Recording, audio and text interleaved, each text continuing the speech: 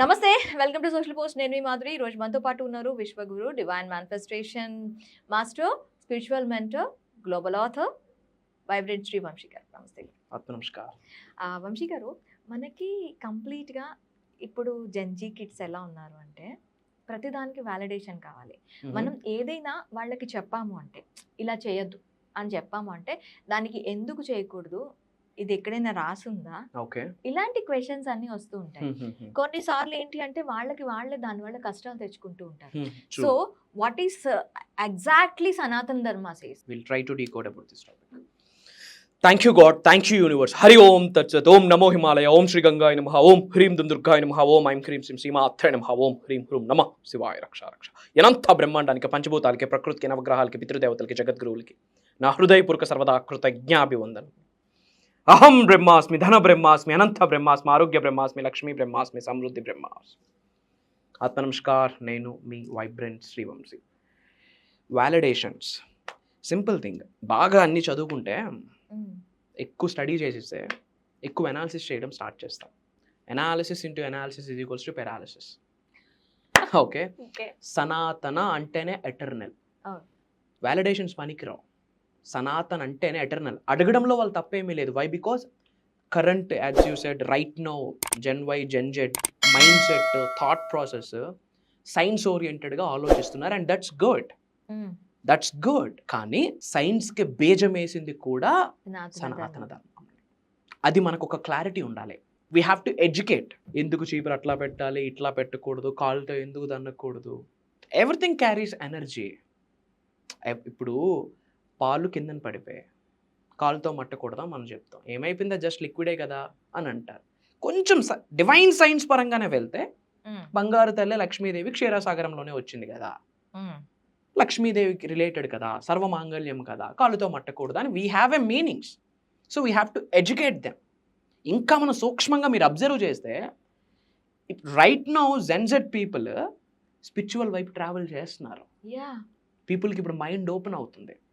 Right now they are talking about, thinking about manifestation, meditations, mantras. Admirable thing ఏంటి అంటే, నేను మొన్న రీసెంట్గా జెన్జెట్స్ గురించి నేను రీసెర్చ్ చేస్తున్నప్పుడు వాళ్ళ గురించి తెలిసిన ఒక ఇంట్రెస్టింగ్ టాపిక్ ఏంటి అంటే, ఇంతకు ముందు వాళ్ళు మందు పార్టీలు అని చెప్పి పార్టీ ఓరియంటెడ్గా ఉంటారు. ఇప్పుడంతా కూడా మనం ఇంతకు ముందు సత్సంగాలని మాట్లాడుకుంటాం, భజన. అంటే వాళ్ళ వే ఆఫ్ భజనాస్ ఏంటి అంటే సాంగ్స్ పాడుకోవడం, లేదు గెట్ టుగెదర్ అయ్యారు అంటే అక్కడ ఒక టాపిక్ గురించి మాట్లాడుకోవడం, ఇట్లాంటివన్నీ చేస్తున్నారు. We appreciate that. బట్ సనాతన ధర్మంలో ఉన్న ఆ స్పిరిచువల్ ఇదైతే ఉందంటే ఆ నిగూఢ సత్యాలు ఏవైతే ఉన్నాయో వాళ్ళకి తెలిసే ప్రోగ్రామే మన ప్రోగ్రామ్. సో వాళ్ళకి ఎట్లా దీన్ని అందించాలి అసలు? సింపుల్ మా, ఇప్పుడు ఫర్ ఎగ్జాంపుల్ మీరు స్పిరిచువాలిటీ ఎలా తెలియజేయాలి అని అన్నారు. అసలు స్పిరిచువాలిటీ అంటే ఏంటి? First of all we have to decode that word. రెగ్యులర్గా దీపం పెట్టడం స్పిరిచువాలిటీనా? మంగళవారం శుక్రవారం ధూపం వేయడం స్పిరిచువాలిటీనా? లేదా ప్రతి శనివారం టెంపుల్కి వెళ్ళడం స్పిరిచువాలిటీనా? అక్కడ చేయాల్సింది చేసేసి ఇక్కడ ఎవడో కడుపు కొట్టిస్తే అది యాడ్ స్పిరిచువాలిటీ? లేక కూర్చొని మంత్రాస్ చాంటింగ్ చేయడం స్పిరిచువాలిటీనా? This universe itself spiritual stuff. ప్రపంచం మొత్తం స్పిరిచువల్ ఎనర్జీని క్యారీ చేస్తుంది. Everything it spiritual. You name it, that is related to the spirituality. But ఇక్కడ మనం ఏం అర్థం చేసుకోలేదు, ద మెయిన్ స్పిరిచువాలిటీ ఎక్కడ బిగిన్ అవుతుందంటే సైలెన్స్, మౌనం.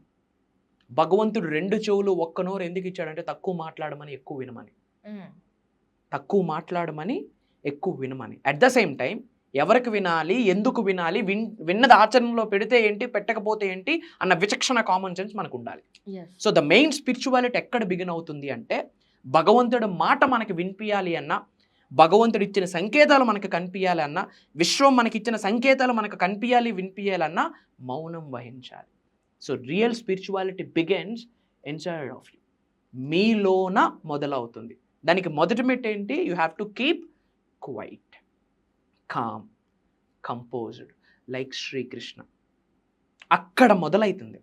ఇంకా మనం దీర్ఘంగా ఆలోచిస్తే ఫస్ట్ ఆఫ్ ఆల్ మనం కనెక్ట్ అవ్వాల్సింది బయట భగవంతుడితో కనెక్ట్ అవ్వాలి, యూనివర్స్తో కనెక్ట్ అవ్వాలి, పంచభూతాలతో, ప్రకృతితో, నవగ్రహాలతో కనెక్ట్ అవ్వాలి, యూనివర్సల్ కాస్మిక్ ఎనర్జీతో కనెక్ట్ అవ్వాలి అంటుంటాం.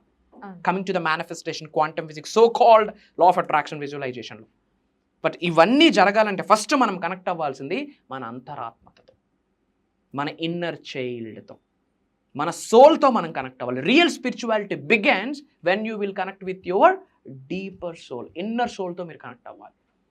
లైఫ్ పర్పస్ అది చెప్తుంది. ఇప్పుడు మనం ఉద్యోగాలు చేస్తూ ఉన్నా మనసు లాగేస్తుంది, అయ్యో నేను అది చేసుంటే బాగుంది, అది చేసుంటే బాగుంది, అది చేసుంటే బాగుంది. అది సోల్ కాలింగ్ ఫ్యాక్టర్. ఐఏఎస్ఎల్ కూడా వదిలేసి కొంతమంది యాక్టింగ్ ఫీల్డ్కి వెళ్ళిపోతూ ఉన్న వాళ్ళు ఉన్నారు చాలామంది. వై? వాళ్ళ సోల్ కాలింగ్ ఫ్యాక్టర్ అది. So first of all we have to identify మన సోల్ కాలింగ్ ఫ్యాక్టర్. అసలు ఆత్మ ఏమి కోరుకుంటుంది, అసలు నా పర్పస్ ఆఫ్ లైఫ్ ఏంటి? పుడతా ఉన్నాం, పేరెంట్స్ కన్నారు, చదివిపిస్తున్నారు, ఎడ్యుకేషన్ అయింది, ఉద్యోగం, పెళ్ళి, పిల్లలు, కడగడాలు, వాళ్ళకి ఎడ్యుకేషన్, వాళ్ళకి పెళ్ళి, పిల్లలు. బయట వీధి కుక్క కూడా ఇదే ఉంది. మన అఫీషియల్గా మంత్రస్తో అవుతుంది, అక్కడ ఏం అవ్వట్లేదు, అంతే తేడా. But what's the purpose of life? The purpose of life is not to be happy, not to be successful. The purpose of life is to be useful. Purpose of లైఫ్ని మనం తెలుసుకోగలుగుతున్నామా? పవర్ ఆఫ్ సైలెన్స్ని తెలుసుకోగలుగుతున్నామా? Power of God 3G 4G 5G ఉన్నాయి కదా. What's the highest technology? Cosmic technology is the highest technology. God's technology is the highest technology. మనం రెగ్యులర్గా every month conduct చేస్తున్న ప్రోగ్రామ్స్లో కూడా మనం చేస్తున్న జర్నీ ఏంటంటే స్పిరిచువల్ అవేకనింగ్ కొరకే మాట్లాడుతూ ఉన్నాం, డివైన్ అవేకనింగ్ కొరకే మాట్లాడుతూ ఉన్నాం. చక్రాస్ని ఎలా యాక్టివేట్ చేసుకోవాలి, మైండ్ సెట్ ఎలా ఉండాలి, థాట్ ప్రాసెస్ ఎలా ఉండాలి, పాజిటివ్ మైండ్ ఎలా కలిగి ఉండాలి. ఈ సనాతన ధర్మంలో అసలు ఈ ఉపనిషత్తులు, ఈ గీతస్ ఇవన్నీ ఏమి చెప్తా ఉన్నాయి? అసలు లా ఆఫ్ అట్రాక్షన్ అని ఈ మధ్యన వాడుతున్నాం కదా, ఇట్స్ ఎ మోడర్న్ టర్మ్. అసలు ఇది ఎప్పుడు బిగిన్ అయింది?